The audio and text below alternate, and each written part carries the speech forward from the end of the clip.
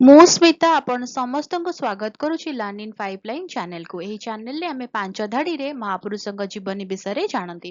ଯେତେବେଳେ ପାଞ୍ଚ ଧାଡ଼ିରେ ଜାଣନ୍ତି ଅଧିକା ଜାଣିବାକୁ ଇଚ୍ଛା ହୁଏ।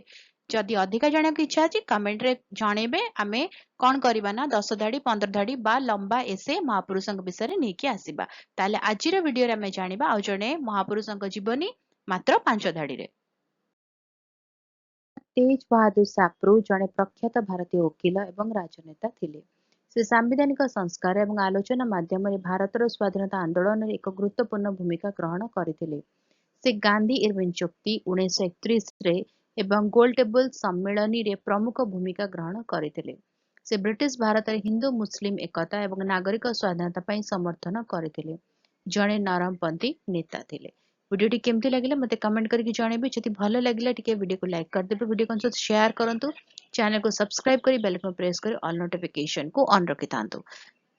ତାହେଲେ ଦେଖା ହେବାକୁ ଭିଡ଼ିଓରେ। ନମସ୍କାର।